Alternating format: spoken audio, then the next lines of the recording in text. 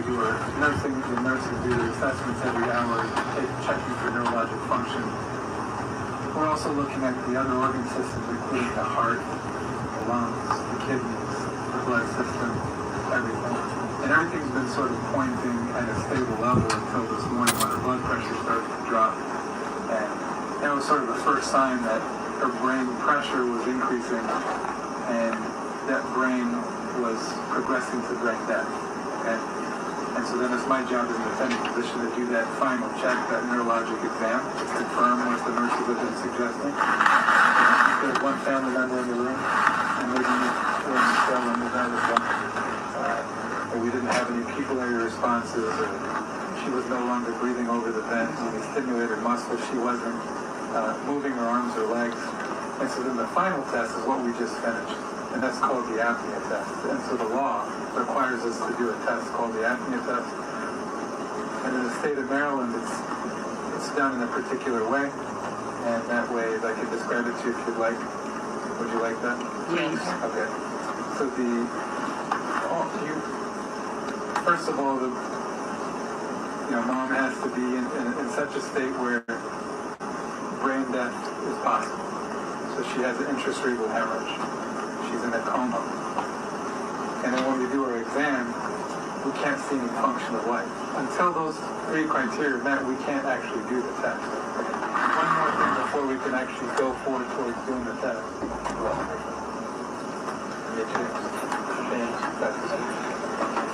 One more thing that we have to do is to make sure that there's no reversible causes. So there's a lot of things that could give us a false test, right? So if we have sedating medications going through the IV to make her look sleepy, but we haven't had anything since she's come in. Another thing is a lot of the electrolytes, sodium, chloride, all the different things that are in her body have certain normal levels, and her sodium was rising, so we started to correct that. The temperature has to be a certain way, the blood pressure has to be a certain way, and so once all those physiologic markers were in a state where it wouldn't be causing her to appear to be in a coma, we move forward with the apnea test. And the apnea test, the way we do it is the brain basically breathes because your carbon dioxide levels, when we breathe out, we're breathing out carbon dioxide. When we breathe in, we're breathing in oxygen. So what stimulates the brain to cause the lungs to breathe is carbon dioxide.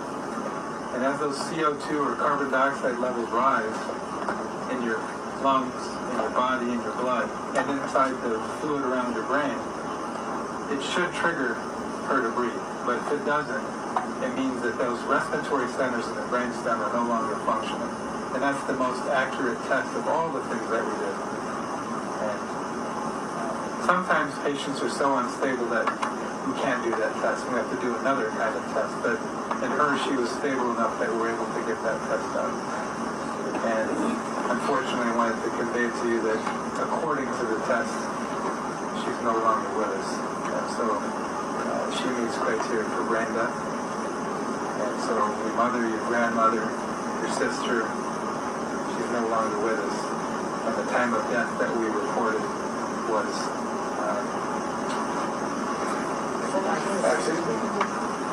5:16. So y'all already called the death? Yes. But that doesn't mean that the tubes are out. The tubes are still out. The blood pressure is still stable, or the heart is still pumping. But she's met criteria for brain death, and so then legally I'm required to tell you. So what time did y'all call her?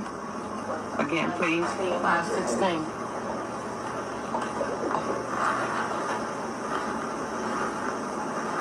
And so first I want to ask you if you have any questions about all that. I know that is a lot of news to take in. Something that we talked about on Sunday, Monday.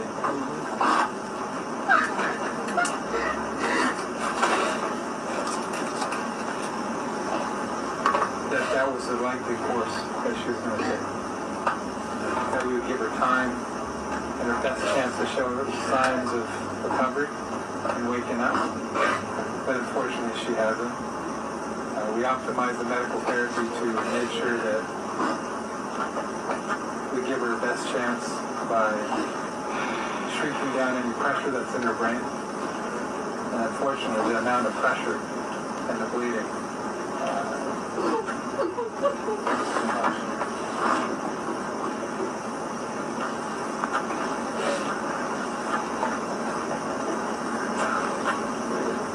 so part of my job is not only to take care of hers, but to also take care of the family. So whatever questions you have or concerns,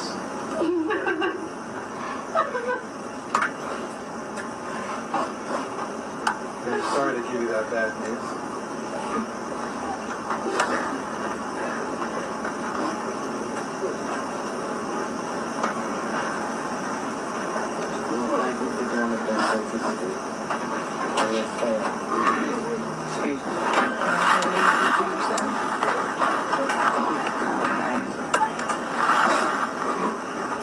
So you going to still leave the juice?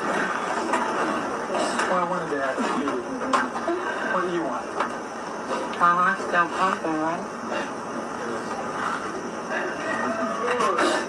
There's somebody out there has signed. She is not gone! Where's she going, man?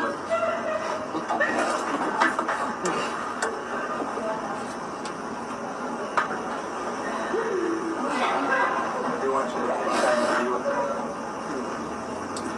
Support each other.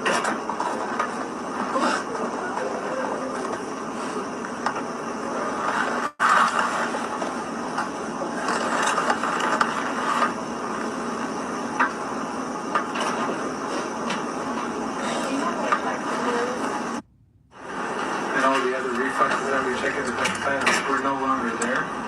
And it's my job to sort of confirm that by doing my own exam as an attending physician and confirming my suspicion that your grandmother, your mother, is no longer with us. Okay, so when we did that neurologic exam, I think one family member was in the room. Repeat that again, because Paul just came in. Trying to figure out a better. I'm in there. Is there anybody else who should be?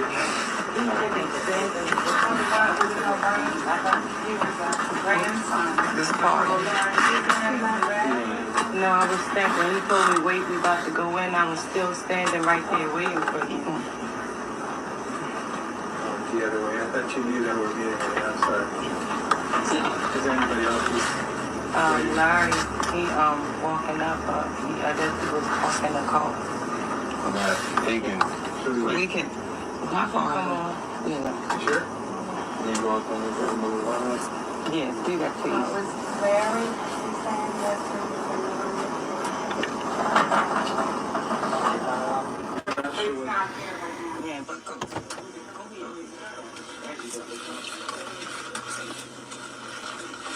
That's when they pronounced my mother dead.